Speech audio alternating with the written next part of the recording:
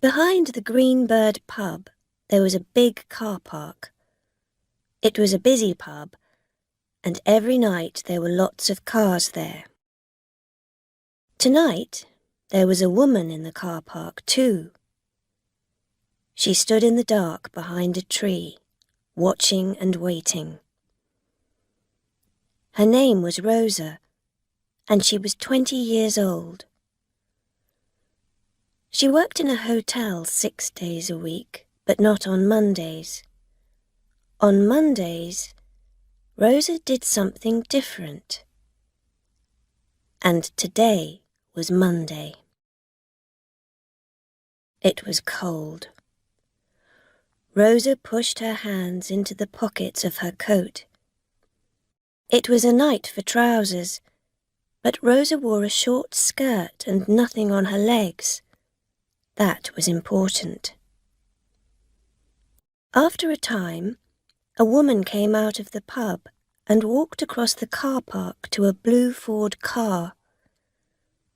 The woman was about 50 years old, and she walked slowly.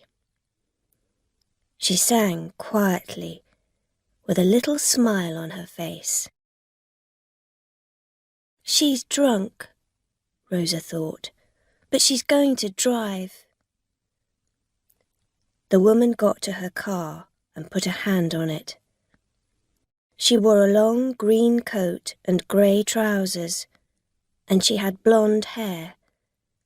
Very, very blonde hair. "Oh dear, my head," she said, then laughed. That hair colour came out of a bottle, Rosa thought. She took a small bottle from her pocket. There was some red liquid in it, and she put some of the liquid on her leg. Then she ran quickly round the car park to the blue Ford. The woman opened the car door and half fell into the driving seat. She laughed. "Oh, Dorothy Burns," she sang. "You're drunk again." Rosa was now behind her car, crouching on the ground. When the car began to move back, she jumped to her feet and hit the car with her hand. Bang! The car stopped suddenly, and Rosa fell down on the ground behind the car.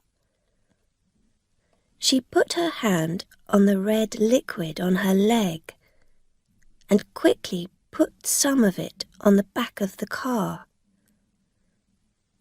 Dorothy Burns got out of her car and walked round to the back. When she saw Rosa on the ground, her face went white. "Oh!" she cried. What happened?" "My leg," Rosa said. "Oh, my leg." She began to cry. But, what happened?" said Dorothy Burns. Then she saw the red liquid on Rosa's leg. "Oh, there's blood on your leg." "Yes, because your car hit me, that's why," Rosa said. She stopped crying and began to look angry.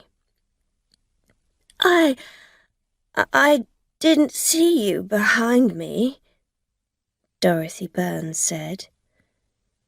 "You didn't see me because you didn't look," Rosa said angrily. She stared at the woman. "You're drunk." Dorothy Burns was suddenly very afraid. I... "Yes, you smell of whiskey. I can smell it from here," Rosa said.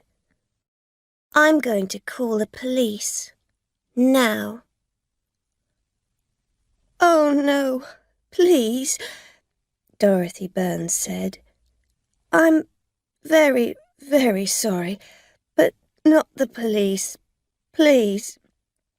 Listen, I can help you. I can drive you home, and I'm not getting in that car with you, Rosa said. You're drunk. No, Dorothy Burns said. Just one small whiskey, that's all. Oh, yes. Tell that to the police. Rosa stood up, holding her leg. What's the number of your car? No, please, Dorothy Burns said. Not the police.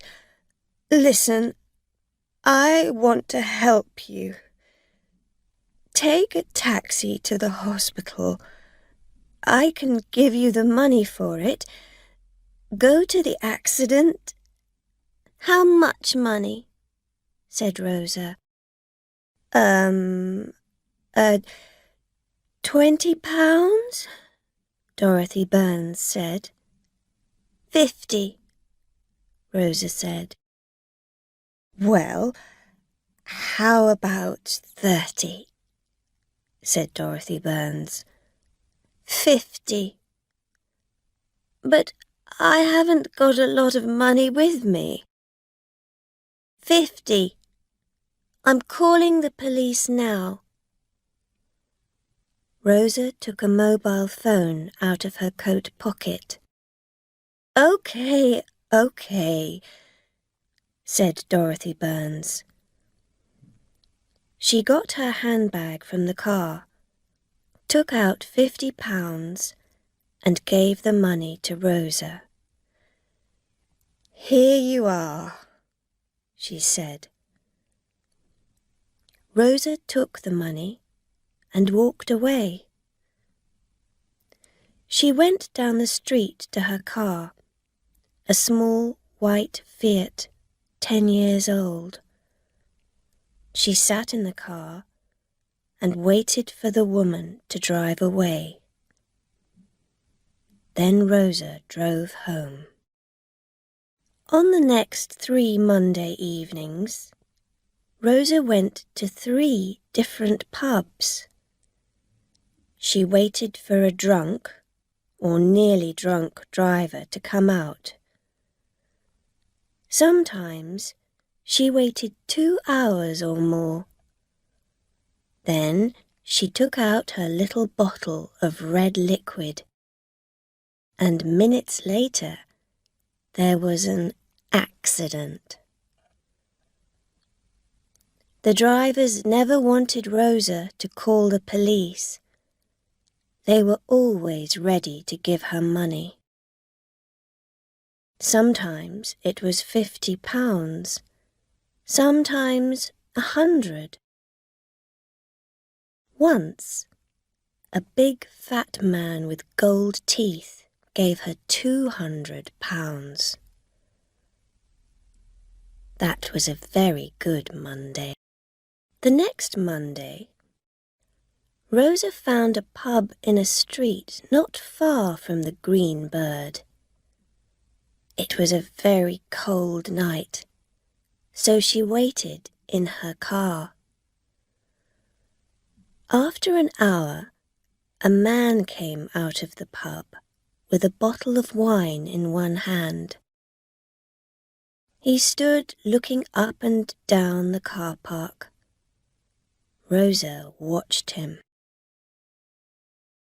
He can't find his car, she thought. He's drunk. After a minute or two, the man began to walk across the car park to a big red Honda.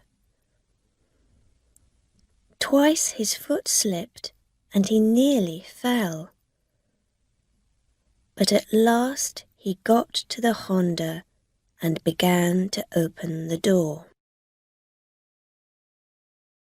Rosa put some red liquid on her leg and got out of her car.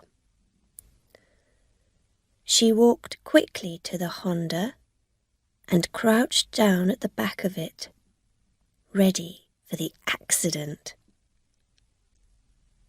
"Hey, you!" Rosa quickly looked round. A woman ran across the car park. A woman in a green coat and grey trousers. A woman with very blonde hair. She had a camera in her hand. Rosa stood up and began to walk away. But Dorothy Burns was quicker than she was. "Oh, no, you don't," Dorothy shouted. She grabbed Rosa's arm. "You were at the Green Bird 4 weeks ago." "What? Who are you? What are you talking about?" said Rosa. "I'm just going home. Let go of my arm." The man with a wine bottle in his hand came round to the back of his Honda. "Hey, what are we doing? What's happening?" he said. His face was very red and his eyes were half closed. "This woman took £50 from me 4 weeks ago," Dorothy Burns told him. "She's a fake. She gets down behind your car and then says your car hit her. But it doesn't. She does it to get money out of you. She says, 'Oh, you're drunk and I'm going to call the police.' And because you are drunk and you're afraid, you give her money to stop her. I did." The man looked at Rosa. "What?" he said. Rosa pulled her arm away. But before she could run, Dorothy Burns grabbed her other arm. "Look at her leg," she said to the man. "That's blood on it. But why? How did it get there?" "She put it there, all ready for the accident. Your accident. Because in a minute you're going to hit her with your car. And then she's going to cry out, 'Oh, my leg, my leg.' But nothing happened. She's a fake." At last the man understood. He stared at Rosa and his face got redder. "You little," he said angrily. He pushed Rosa and she fell to the ground. But before he could hit her again, Dorothy Burns pulled him away. "No, wait," she said. The bottle of wine fell from the man's hand. It hit the ground next to Rosa and broke. Wine went over her face and her coat. "My wine!" the man cried. He looked angrily at the 2 women, then began to walk back to the pub. "Got to get some more wine," he said. For my wife." Rosa stood up slowly and then began to walk away. "Wait," said Dorothy Burns. Rosa laughed. "Why? I don't want to talk to you." "Oh, I think you do," Dorothy Burns said. "You see, I took some photos of you when you were behind that man's car, waiting. Interesting photos they are." Rosa stopped, then walked back to Dorothy. "How did you find me?" she said. "I went to a different pub every night and waited in the car parks and watched. And here you are, doing your dirty little blackmail again." "It's not blackmail," said Rosa quickly. "He was drunk, and you were drunk too, that other night. But my car didn't hit you," said Dorothy. "How do you know?" said Rosa. "You were drunk." "No, not drunk. Just happy, that's all," said Dorothy. "When I got home, I began to think. You wanted that £50. You wanted it very much. And I know all about blackmail. You see, I was a fake once, too." Rosa stared at her. "What did you do?" she asked. "When I was a child," said Dorothy Burns, "my mother and father often went out in the evenings, to dinner, to their friends, to the cinema. They always got a babysitter in to stay with me, because I was only 10 years old. The babysitters were always girls, usually students, about 18 or 19 years old. They needed the money badly. Students always do. But I liked money too." Dorothy Burns smiled. "It was easy. At first, I was nice to them. Then I said, 'I want half your babysitting money, or I'm going to tell Mummy about you. I'm going to say things like this: You hit me. You put very hot water on my hands. You pull my hair. You put me in the dark.' These things weren't true, of course. But the girls were afraid of my mother. She was famous, you see. She wrote books about children and was always on television. And when she was angry, she wasn't a very nice person.